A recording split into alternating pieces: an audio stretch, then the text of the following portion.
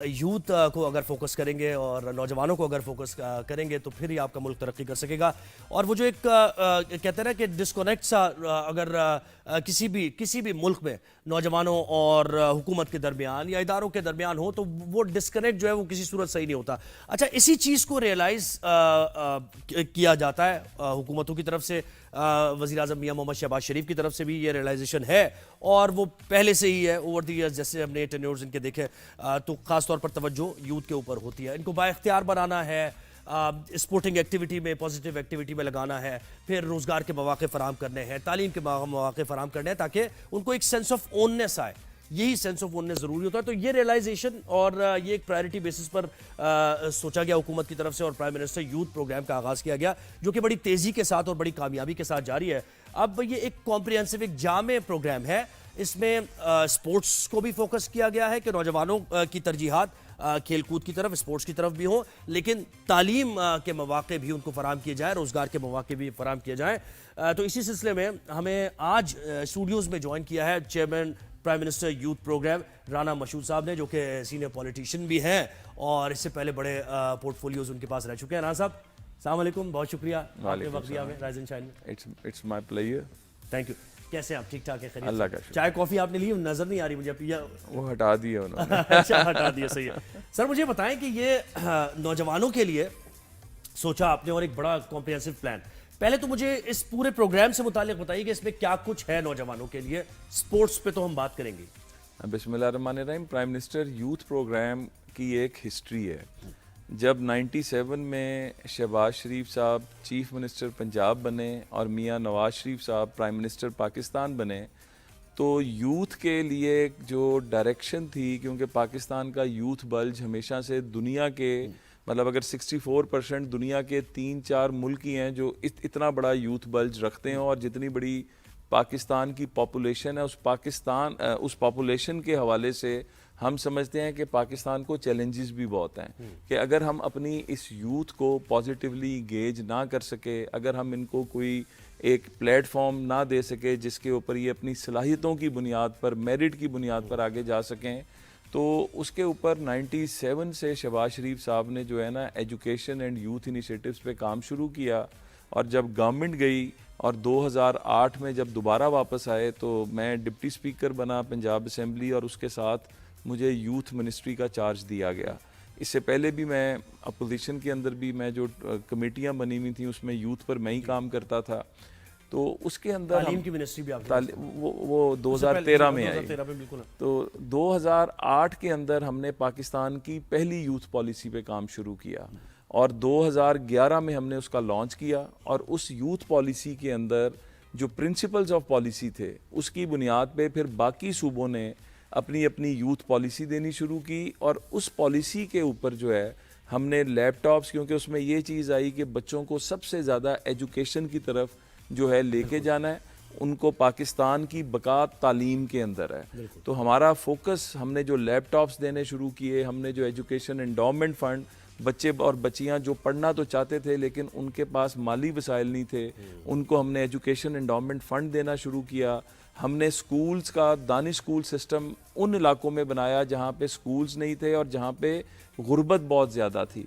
हमने बच्चियों को ज़ेवर तालीम के नाम से उनको स्टाइपेंड देना शुरू किया, क्योंकि अमूमन वालदैन बच्चों को तो स्कूल भेज देते थे, बच्चियों को नहीं भेजते थे।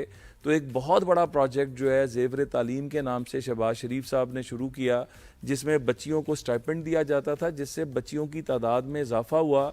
जब हमने ये शुरू किया तो पंजाब के स्कूलों के अंदर 70% से 78% तक बच्चे थे और 22% इन अजला के अंदर बच्चियों का था।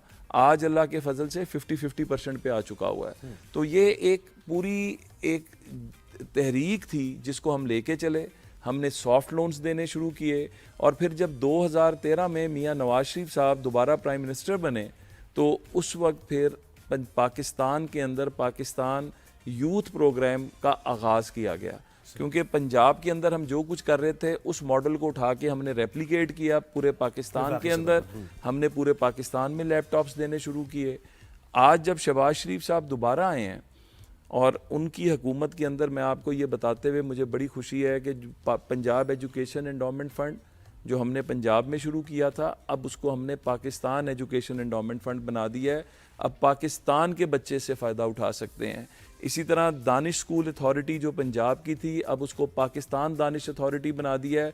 पूरे पाकिस्तान में हम स्कूल्स गिलगित बल्तिस्तान, आज़ाद कश्मीर, बलूचिस्तान, सिंध, KPK, पंजाब में तो थे ही, तो हर जगह इस्लामाबाद, हम उन तमाम बच्चे बच्चियों के लिए ये सहूलत लेकर आ रहे हैं। और हमारा जो प्राइम मिनिस्टर यूथ प्रोग्राम है ये 4 E's के ऊपर है। अच्छा, एजुकेशन, इंगेजमेंट, एम्प्लॉयमेंट और ये जो होती है एनवायरनमेंट, अच्छा, इनके ऊपर हम खड़े हैं। तो इसके साथ साथ हम कर क्या रहे हैं कि इन 4 E's के नीचे जिस तरह हम स्कॉलरशिप्स देते हैं, जिस तरह हम ऑनलाइन, अब हमारा डिजिटल यूथ हब 26 मार्च को लॉन्च हुआ है, प्राइम मिनिस्टर ने खुद किया, और उसके अंदर अब हमने 1 विंडो ऑपरेशन अपने बच्चों के लिए बना दिया है कि वहाँ पर जाएं, वहाँ पे जाके चाहे कोई चीज़ स्कॉलरशिप से रिलेटेड है, चाहे ऑनलाइन कोर्सेज हैं एजुकेशन के अंदर, एम्प्लॉयमेंट के अंदर, हमने दुनिया का सबसे बड़ा ये पोर्टल बना है जिसके अंदर आज जब जाएंगे तो लाख से ज़्यादा मुलाजमतें इस वक्त हमारे बच्चे और बच्चियों के लिए with in Pakistan, outside Pakistan, हमने वो तमाम मिसिंग डॉट्स को कनेक्ट किया है, जिसकी वजह से इस साल हम नेफ्टेक और टेफ्टास के ज़रिए जो टेक्निकल एजुकेशन की ट्रेनिंग्स दे रहे हैं, हम 15 लाख बच्चे और बच्चियों को पाकिस्तान से बाहर इज्जत के साथ रोज़गार दिलवाएंगे और अच्छा, ट्रेनिंग्स मुझे हम बताएं कि दिलाएंगे। यहाँ खास जो हिकअप है वो ये है कि अवेयर नहीं है बच्चे कि ये प्रोग्राम चल रहा है और इससे हम फ़ायदा इस्तेफादा कैसे हासिल कर।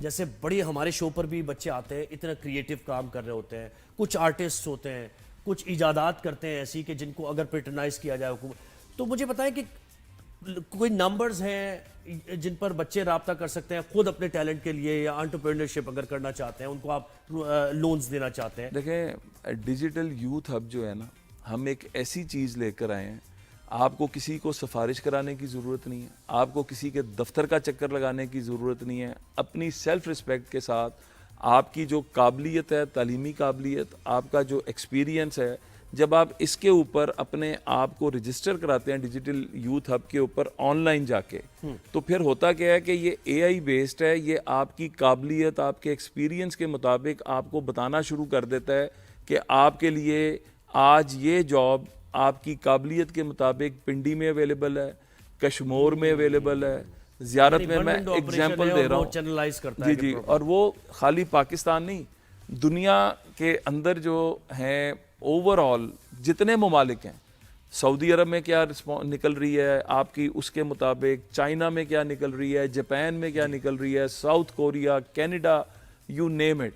तो ये एक ऐसी हमने एक अपॉर्चुनिटी अपने बच्चों को दी है, और ये पाकिस्तान का पहला पोर्टल है, ये वेन में रखिएगा, जिसके अंदर हमारे बच्चे जो हैं वो, जब हमने 26 मार्च को लॉन्च किया था, 26 मार्च के लॉन्च से आज के दिन तक 14 लाख से ज़्यादा इसके डाउनलोड्स हो चुके हैं। इसकी जो कैपेसिटी है वो 5-6 हज़ार दिन की है कि इससे ज़्यादा बच्चे रजिस्टर नहीं कर सकते। आज के दिन तक 5 लाख से ज़्यादा बच्चे और बच्चियां इस पे रजिस्टर हो चुके हैं, और डेली का 5-6 हज़ार रेगुलर आ रहा है। कोई 1.5 लाख का बैकलॉग है, क्योंकि वो बच्चे जब करते हैं तो वो बैकलॉग भी क्रिएट होता जा रहा है। हम इसकी टीदिंग प्रॉब्लम्स हैं वो दूर कर रहे हैं। ओवरलोड। अच्छा, मुझे बताएं कि जो बच्चे बड़े वाइब्रेंट हैं, इंटेलिजेंट हैं, उनके लिए स्कॉलरशिप्स का भी इसमें मैं तो जिस तरह बताया कि हमने जो पंजाब एजुकेशन एंडोमेंट फंड था, मैं उसकी एक मिसाल हर जगह देता हूँ कि उसका जो पहला बेनिफिशरी था, उसके वालिद साहब DG खान में रंग रोगन करने का काम करते थे। बहुत अच्छी बात है, अपने हाथ से काम करना ऐन इबादत है। तो वो मेहनत से अपने बच्चे को रिस्क हलाल से पढ़ा रहे थे, लेकिन इतने वसाइल नहीं थे कि वो पढ़ सकते।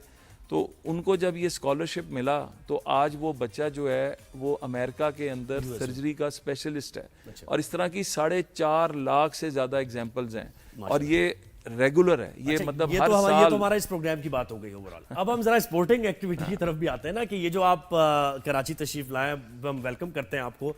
तो ये क्या प्रोग्राम है, किन किन खेलों पर फोकस किया जा रहा है? अभी ये क्रिकेट फोकस है। देखें, मैं जिस तरह बताया था ना, प्राइम मिनिस्टर यूथ प्रोग्राम में 4 E's के नीचे बच्चा चाहे साइंस एंड टेक्नोलॉजी में जाना चाहता है, चाहे आर्ट एंड कल्चर में जाना चाहता है, IT में एक्सेल करना चाहता है, एनवायरनमेंट के जो इश्यूज बने क्लाइमेट चेंज के, उसके साथ साथ एक बहुत बड़ी अपॉर्चुनिटी ग्रीन इकोनॉमी की भी निकली, उसमें जाना चाहता है, वॉलंटियरिज्म में जाना चाहता है, तो हमने वो स्ट्रीम्स, और उसके साथ अगर वो स्पोर्ट्स में भी एक्सेल करना चाहता है, again we are proud of the fact कि हमने वो जो स्ट्रीम स्पोर्ट्स की पंजाब में शुरू की, पंजाब यूथ फेस्टिवल कराया, अरशद नदीम वहाँ की दरियाफ्त था, शजर अब्बास वहाँ की दरियाफ्त था, पाकिस्तान हॉकी टीम की लड़कियाँ, कबड्डी टीम की लड़कियाँ, ये सारी यूथ फेस्टिवल से निकल कर आई।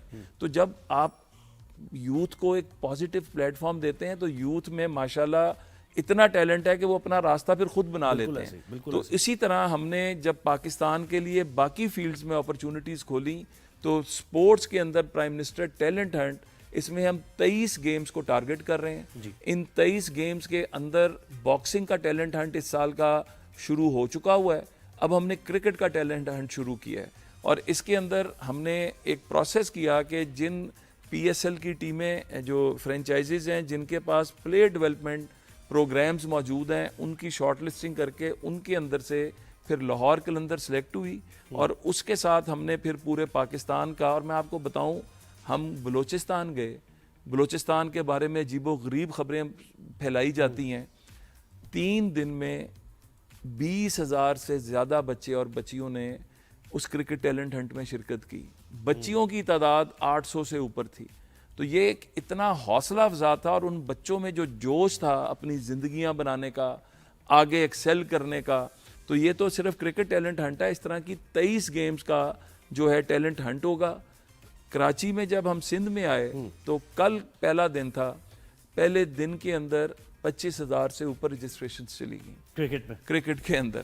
तो हम तो इस बात में हैं क्योंकि अल्लाह के फजल से बच्चों को पता है कि हम मेरिट के ऊपर काम करते हैं। शहबाज शरीफ साहब की जो सबसे बड़ी मैं समझता हूँ खूबी है वो ये है कि वो क्रेडिट पे कंप्रोमाइज़ नहीं करते, और उस क्रेडिट ये जो है मेरिट के ऊपर कंप्रोमाइज़ नहीं करते, और उस मेरिट के ऊपर कंप्रोमाइज़ ना करने की वजह से इतना इतना ज़बरदस्त बच्चा और बच्ची निकल कर आता है जिनमें ये कॉन्फिडेंस भी होता है। तो कराची से हैदराबाद जाएंगे आप, और फिर ये सखर, मतलब हमने सिंध के अंदर 4 जगहों पे है। इसी तरह हम पाकिस्तान की 25 शहरों में जाएंगे, बड़े शहरों के अंदर, क्योंकि ये आगाज़ है, हम 25 शहरों से कर रहे हैं, ये हर साल होना है। अच्छा, इसमें अब ये नहीं होना कि टैलेंट जो है वो निकल आया, अब उसका करना क्या है।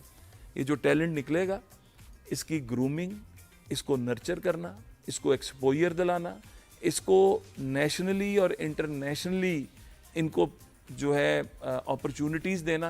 तो ये हमने एक पूरा एक प्लान इन 23 की 23 गेमों का बना के लेकर आए हैं टैलेंट हंट में। शहबाज शरीफ साहब खुद इसको मॉनिटर करते हैं, उनका इतना इंटरेस्ट है कि वो एक एक स्टेप पे, हालांकि कितनी मसरूफियात, इकोनॉमी, जंग, बॉर्डर्स, पॉलिटिक्स की तो बात ही नहीं हो रही अभी तो आपसे। हाँ, तो बट उसके बावजूद वो रेगुलर टाइम देते हैं, क्योंकि वो ये कहते हैं यूथ एम्पावरमेंट जो है ना वही पाकिस्तान को आगे लेके जा सकती है। मुझे पता है हॉकी का क्या करना है। हॉकी की कल भी खबर आई, और आप देख रहे हैं वो थ्रेटनिंग कॉल्स शुरू हो गई हैं कि अगर आएंगे तो ये हो जाएगा, वो हो जाएगा। तो टीम जारी है या फिर अभी आपने देखना है इंतजाम? देखें, पहली बात तो ये है कि हम अपने प्लेयर्स जो हैं उनकी जो जान की हिफाजत है वो पाकिस्तान की स्टेट की जिम्मेदारी है, और अगर इंडिया जो है वो अगर इस काबिल नहीं है कि वो हमारे प्लेयर्स की प्रोटेक्शन कर सके तो हम अपने प्लेयर्स को बिल्कुल नहीं भेजेंगे। और ये हम सबको जो अदारे हैं उनको बता रहे हैं कि जिस तरह की थ्रेट्स आ रहे हैं आप जिम्मेदारी लेते हैं। मुझसे अगर पूछे ना तो पाकिस्तान ने साबित किया बुनियानुल मरसूस में कि हमने इंडिया को अंदर घुस के मारा। तो अब हमारे नौजवानों में जज्बा इतना है कि वो अंदर घुस के मारेंगे। और इस वक्त हॉकी को एक और चीज, ये रिवाइवल हो सकता है, वैसे ये अपॉर्चुनिटी भी है। हॉकी का रिवाइवल हो चुका है। ये शहबाज शरीफ साहब को क्रेडिट जाता है कि जैसे ही वो प्राइम मिनिस्टर बने, हॉकी में 2 कैंप बने हुए थे। उन्होंने एक दोनों को बिठा के एक कैंप किया, उसके अंदर प्योरली मेरिट पे सिलेक्शन कराई, और पाकिस्तान ने 11 साल बाद अजलान शाह कप के किसी भी टूर्नामेंट के फाइनल में 11 साल बाद वो विक्ट्री स्टैंड के ऊपर आया। लेकिन अभी वर्ल्ड कप के लिए क्वालिफाई नहीं कर सके, वो जो था क्वालिफायर में जरा हार गया। देखें, ये तो अभी एक स्टार्ट है। हमारे बच्चों में टैलेंट इतना है कि पिछले 1 साल में देखें हम, चाहे वो चैंपियंस कप है, चाहे मतलब हर जगह पे अब वो विक्ट्री स्टैंड तक पहुंच रहे हैं। और ये वो टीम है जो पिछले 10 साल से कहीं पे भी नहीं नजर आ रही थी। 12वें 14वें नंबर से आज आप चौथे 5वें 6ठे नंबर पर आ गए हैं। तो एक कंटिन्यूस एफर्ट तो है। बस फिर यानी आप ये एशिया कप न्यूट्रल वेन्यू पे करेंगे, अगर नहीं होता तो आप ये कहेंगे फेडरेशन को कि भाई न्यूट्रल वेन्यू पे कराया? हम बिल्कुल उनको कहेंगे कि अगर हमारे प्लेयर्स की प्रोटेक्शन उनके ऊपर कोई इशू है तो हमें इंडिया पर एतबार नहीं है, सही है। और इंडिया पर एतबार करना भी नहीं चाहिए। अच्छा राणा साहब, वैसे आप जिस कैपेसिटी में ज़ाहिर है अब आपकी जिम्मेदारी इतनी यानी अहम जिम्मेदारी है, उसी की बातें हो रही है, लेकिन सीनियर पॉलिटिशियन है आप। अब मेरा दिल ये जा रहा है कि भाई पॉलिटिक्स की भी बात करें, वक्त भी हमारे पास कम रह गया। 2-3 बुनियादी सवाल। भाई पॉलिटिक्स ठीक चल रही है, कंट्रोल में है मामला, हुकूमत ग्रिप मजबूत है या फिर देखें, मैं जब पहली दफ़ा एक ओहदे पे पहुंचा तो मुझसे उन्होंने सवाल किया, जब मैं डिप्टी स्पीकर बना तो मुझसे बीबीसी ने सवाल किया कि जी आपका फ्यूचर का क्या है। मैंने कहा यार हमें तो अगले दिन का नहीं पता। सियासतदान बदकिस्मती से असेंबलियों को ऐसा बना दिया गया है कि कहीं से समझ नहीं आती कि क्या हो रहा है क्या नहीं हो रहा।